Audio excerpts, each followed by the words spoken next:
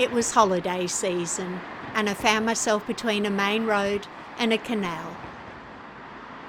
The weather was absolutely freezing.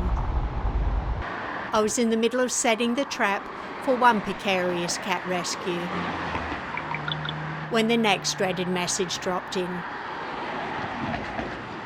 Carol, a kind lady who feeds the local strays, sent me a photo of a cat she calls Missy. She'd been living outside for months and was clearly heavily pregnant. Now, suddenly, she'd gone missing. I dashed over, hoping to find her. My mind was racing with so many bad scenarios. I searched for blocks and asked residents. But I soon realised no one really cared. She was just one of many strays in the area. She was due to give birth any day, and the kittens were unlikely to survive the brutally cold weather. I searched into the night. It had been 2 days since she'd last been seen. I was worried she'd already given birth, and if so, where? Missy was now due for a daily meal, so I set the trap by Carol's door. I had to keep an eye on what cats were approaching the trap and shoo them away, as sadly there were so many strays in the area. It was absolutely heartbreaking.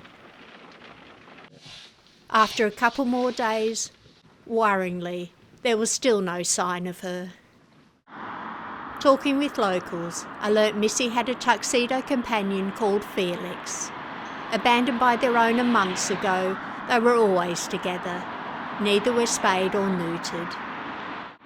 Then, just prior to me being contacted, Felix was hit by a car, killed, and left on the roadside for days. So I searched for him to respectfully relocate his body and save Missy the upset of passing him every day. I never found him. Night fell, and Missy was again due to appear for her meal. Hoping to at least spot her, this time I parked around the corner and waited. Then I got a call from Carol. She's in the trap. Oh yeah? Of course. I've got way to bowl. I've got yeah, we go. I'd have thought, oh, I bet it's one of them Toms again. Look at you. All right. Look at you. With no rescue space at mine and all rescue shelters full to bursting, the race was on. It's late, and I urgently needed to find her help. After many frantic calls, the only rescue space available was 2 hours' drive away. Good girl. We set off, leaving her old neighbourhood and life behind.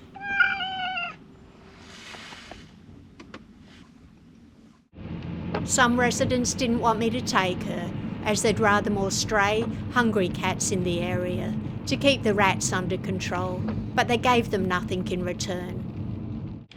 Others would inflict unbelievable cruelty that I will not give details of. It would live with you forever.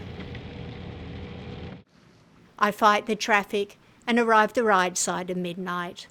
Missy was scanned for a microchip, but of course I had none. I left exhausted, but relieved the young girl was in warmth and safety and wouldn't be having her kittens outside. I wasn't much in the mood, but decided I should grab some fast food for the return trip home. I was still concerned for Missy though. After such a hard life and being so young, would she survive the birth? Would all the kittens be healthy? I didn't have to wait long to find out, as at 4 a.m, 3 days later, there were rumblings. I get the message. Missy gave birth to 4 healthy kittens. I must admit I shed a tear, especially seeing the 3 little tuxedos, who I suspected Felix was the father of. with no time to enjoy the moment, the next emergency. Later that day, Carol sends a video of another stray she now calls Tilly. Mistakenly, she was thought to be Missy's son from a previous litter, but now appears to be her daughter, as she'd just been seen on heat. Tilly had lived outside her entire life. I would have loved to have met Missy's kittens for furry cuddles, but instead rushed back to Carol's. The Toms had been relentlessly attempting to mate with Tilly, and my time was best spent on prevention. The cycle continues. I anxiously set the trap and waited. The wind was turning to a gale and the drizzle was relentless. Unfortunately, Tilly was unlikely to appear in these conditions. After a couple of frustrating days of hoping, waiting, and supermarket snacks instead of meals, we changed tact. Tilly finally appears, and Carol decides to befriend her, enticing her into the kitchen with the aim of getting her in a carrier. After a few days, she took to the best seat in the house, even choosing to stay through the night.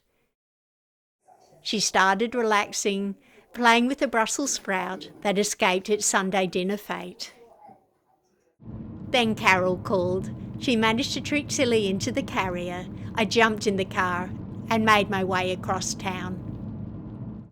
There she was, like butter would have melted.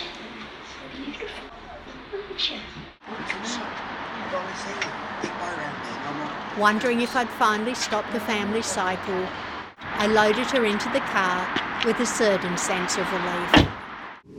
Good girl. Hey, we're off to your new life. It's a good girl. Beautiful. Again, I didn't have room for Tilly, but I found a very hard to come by rescue space. With an air of calm, we headed back through the city. Little Tilly no longer had a short, difficult life ahead of her. Here we go. She'd been to the vet and thankfully showed no signs of pregnancy. Whilst awaiting spaying, she won the heart of the fosterer who adopted her. All this within a week of being rescued. It makes me very happy that Missy nor Tilly will be giving birth cold and alone in the likes of that shed. 6 furry little lives saved, and so much misery prevented. The little monkeys gave me the right run around, but I'm so pleased our paths crossed. Like, comment, subscribe to help this channel grow.